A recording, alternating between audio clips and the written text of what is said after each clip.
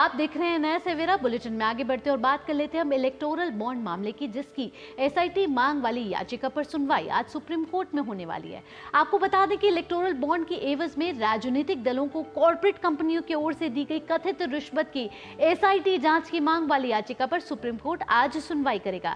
NGO common cause की ओर से दायर याचिका में यह कहा गया है कि इलेक्टोरल बॉन्ड के जरिए दिए गए चुनावी चंदे में करोड़ों रुपए का घोटाला हुआ है और इस घोटाले की कोर्ट की निगरानी में एसआईटी जांच की भी जरूरत है। और इसी पर बात करने के लिए बेहद विकास सारथी इस वक्त हमारे साथ जुड़ गए। विकास, सुप्रभात आपको। तो इलेक्टोरल बॉन्ड को लेकर पहले भी कई बार फटकार लगी और आज जो एसआईटी जांच पर सुनवाई होने वाली है, जिसमें कॉमन कॉज का जो एनजीओ वो साफ तौर पर कह रहा है कि भाई भ्रष्टाचार हुआ है, उस लिहाज से कितना पुख्ता है उनका दावा और क्या कुछ हो सकता है आज कोर्ट में? आंचल, सुप्रीम कोर्ट की जो संविधान पीठ थी उसने, आप याद करें, इलेक्टोरल बॉन्ड को असंवैधानिक करार दिया था और उस पर तत्काल प्रभाव से रोक लगा दी थी। उसके बाद एक याचिका आई है एनजीओ कॉमन कॉज, और हमने देखा है कि कुछ अलग से याचिकाकर्ता भी इस मामले में जुड़े हैं और वो ये चाहते हैं कि इसकी पूरी एसआईटी जांच हो।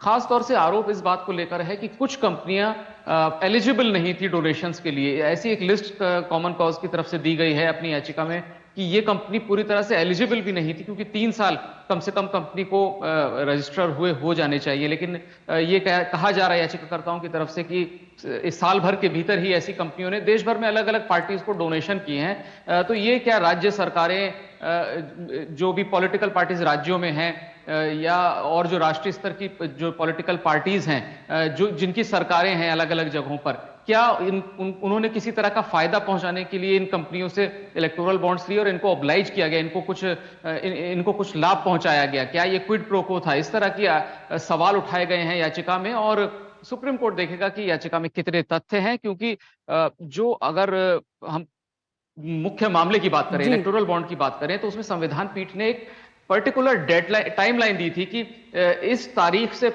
बाद के जो डोनेशंस हैं उन्हीं को ही उजागर करने का निर्देश सुप्रीम कोर्ट देगा।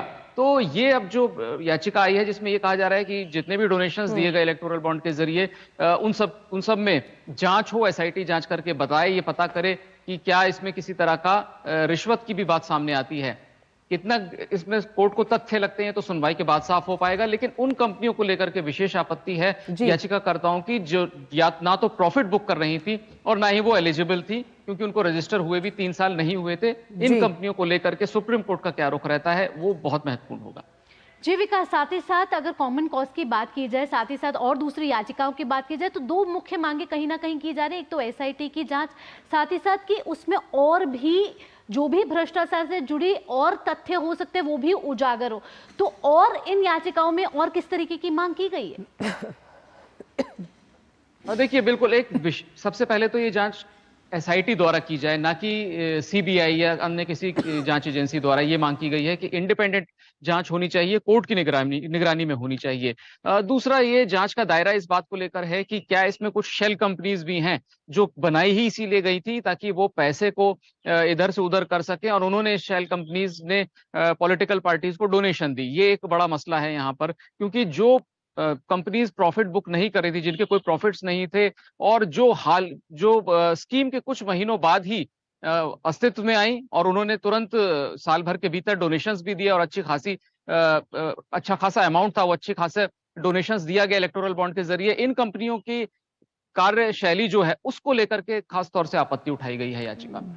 बिल्कुल, तो इस पर रहेगी नजर साफ तौर पर, क्योंकि जो तमाम मापदंड हैं इलेक्टोरल बॉन्ड को देने के, उसमें जिन कंपनीज का नाम लिया जा रहा है, तो कॉमन कॉज का जो ये दावा है, सुप्रीम कोर्ट इसमें कितने तथ्य पाता है ये देखना होगा। बहुत बहुत शुक्रिया विकास इन तमाम जानकारियों को हमसे साझा करने के लिए। और अब बात करते हैं दिल्ली शराब